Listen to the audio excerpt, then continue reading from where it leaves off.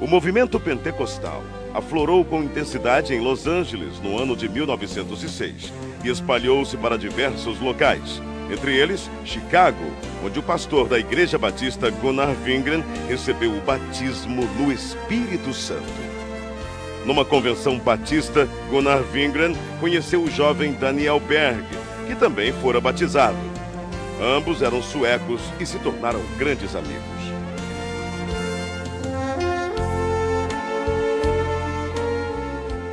Mais tarde, em South Bend, durante uma reunião de oração, Gunnar Wingren relata aos presentes o que Deus lhes havia revelado. Brothers, the Lord has shown us that we must go to South America, to a place in Brazil called Pará. Neste porto, em 19 de novembro de 1910, o pastor Gunnar Wingren e o irmão Daniel Berg desembarcaram em terras brasileiras, como nos conta o presbítero Pedro Silva. Conforme a história dos antepassados, porque eu não assisti, que não era nascido nesta época. Mas meus pais foram os primeiros crentes da Assembleia de Deus no Brasil. E eles conversavam em casa, contavam tudo direitinho. O navio atracou na escadinha no cais do porto. E eles saíram do navio com as suas maletas na mão. E sem destino, porque não conhecia nada e tampouco não conhecia a língua. Saíram em direção da Avenida Presidente Vargas. Ao chegar na Praça da República, sentaram em uns bancos de mármore que tinha lá naquela época. E ali ficaram pensando e orando em espírito para Deus enviá-lo o que eles poderiam fazer. Sem rumo, sem economias, numa terra de um povo completamente desconhecido. Esta era a situação de nossos missionários. O futuro era uma incógnita. A única coisa de que tinham certeza era que o Espírito Santo de Deus estava com eles.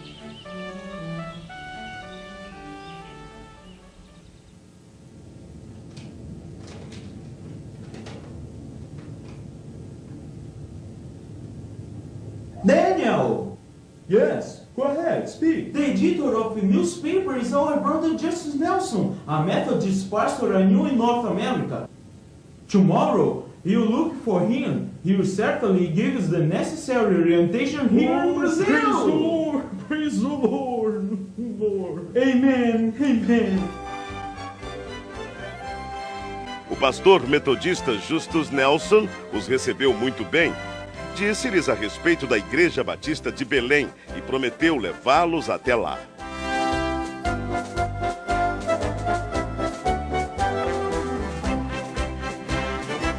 Na pequena Igreja Batista, os missionários conhecem o irmão Raimundo Nobre, líder do trabalho batista no Pará, que ofereceu-lhes abrigo nas dependências da igreja.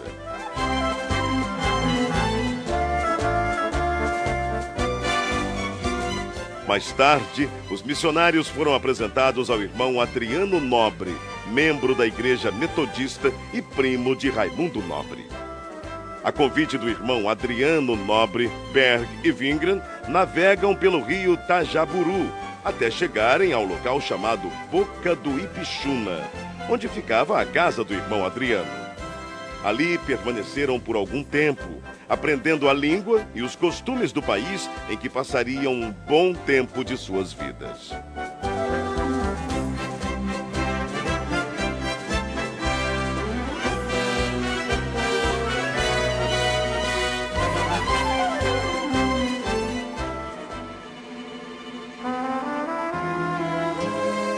De volta à Igreja Batista, não cessavam de orar dia e noite, avivados pelo Espírito Santo.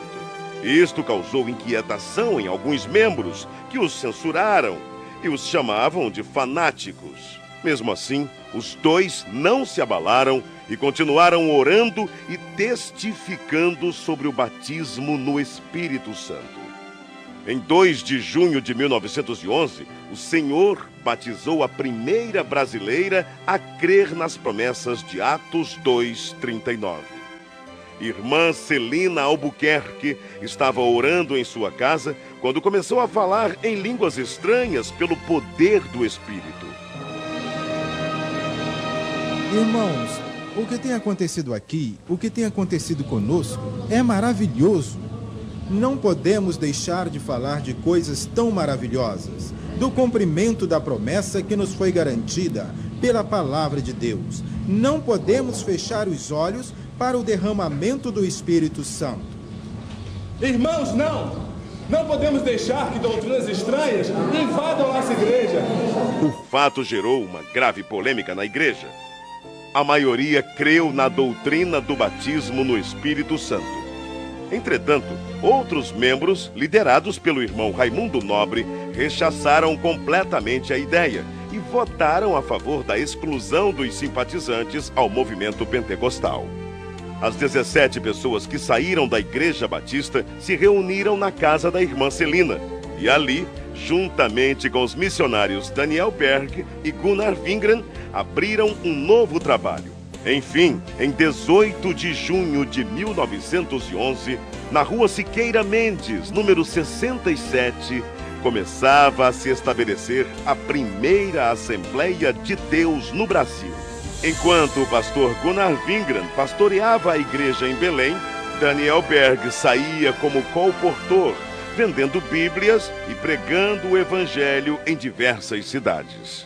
Eram tempos difíceis, de longas jornadas, mas Deus jamais desamparou aqueles que lutam por sua palavra.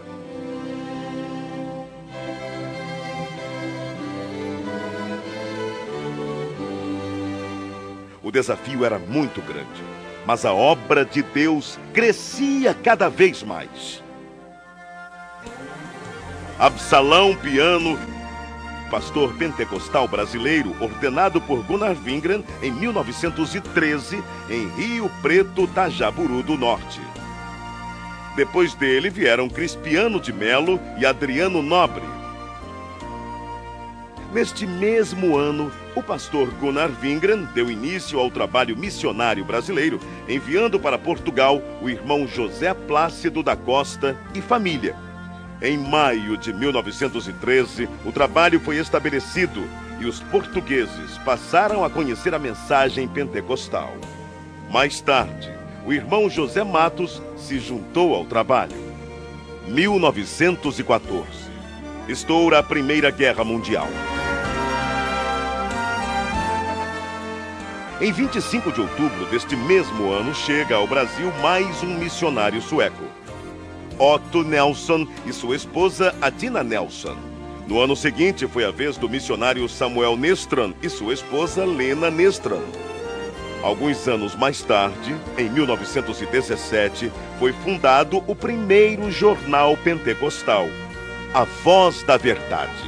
Esse jornal circulou por apenas 3 meses, mas os irmãos da Assembleia de Deus em Belém reconheceram que era necessário divulgar as bênçãos de Deus para todo o povo e, para isso, lançaram mão de um novo jornal, A Boa Semente, cujo primeiro número circulou em janeiro de 1919. Estava lançada a Boa Semente da Literatura. Em 1921, chega ao Brasil Niels Nelson, um jovem de apenas 26 anos. Impulsionado por Deus, veio somar esforços à evangelização. Nessa época surge o primeiro inário da Assembleia de Deus, o Cantor Pentecostal, com 44 hinos e 10 corinhos. No ano seguinte, foi criada em Recife a Harpa Cristã. A igreja crescia e já se espalhava por vários pontos do país com o apoio de homens de Deus como Eurico Bergsten, Bruno Skolimowski, Gustavo Nordlund, Joel Carlson, José Menezes, Niels Karstberg, Cícero Canuto de Lima, Paulo Leivas Macalão e Francisco Gonzaga, que, inspirados pelo Espírito Santo, dedicaram suas vidas desbravando os caminhos da fé, abrindo pontos de pregações em diversas regiões do país e contribuindo para que a Igreja de Deus crescesse cada vez mais. Para recordação e agradecimento a Deus pelo que Deus tem feito através de homens que em si nada eram, mas que eram cheios do fogo do Espírito Santo e que trouxeram uma mensagem poderosa. E as portas do inferno não têm podido prevalecer até o dia de hoje. Mas, graças a Deus, esta obra permanecerá maravilhosamente até o dia da vinda do Senhor. Era preciso ampliar o trabalho de evangelização por meio da palavra impressa.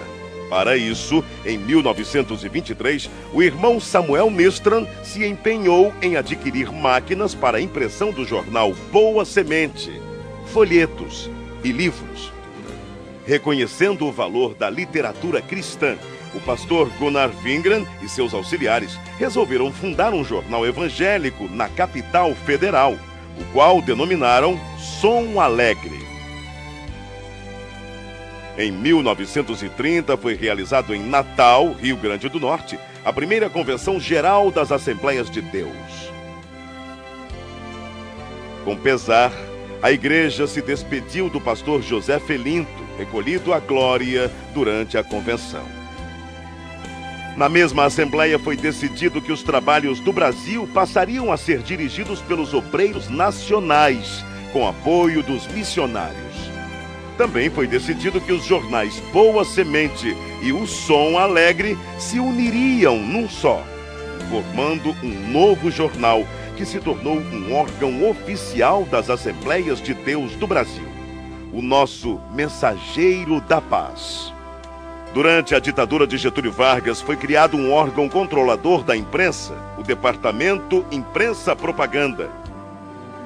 E todos os jornais deveriam ser registrados. O governo exigia que somente entidades jurídicas ou pessoas físicas, com os devidos títulos de propriedade, poderiam publicar jornais. Foi então que, para atender à imposição do governo, foi criada em março de 1940 a Casa Publicadora das Assembleias de Deus. Na verdade, a CPAD era formada pela redação do Mensageiro da Paz e teve vários endereços. Iniciou na Rua Figueira de Melo, número 232, ao lado da igreja. Depois passou para a Praça Marechal Deodoro, número 338, atual Campo de São Cristóvão. Em 1946, a CPAD passou a ser propriedade da Convenção Geral. Nessa época, deu-se início a uma campanha para a aquisição de uma propriedade onde funcionaria a gráfica do Mensageiro da Paz, que até então era editada em gráfica particular. Após vários meses, finalmente era lançada a pedra fundamental, a Rua Olindo de Melo, número 581, atual São Luís Gonzaga, 1951.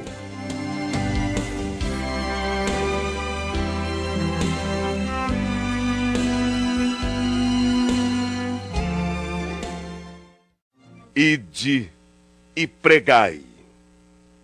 É preciso ultrapassar fronteiras e chegar até os confins da terra, anunciando que Jesus Cristo é o Senhor.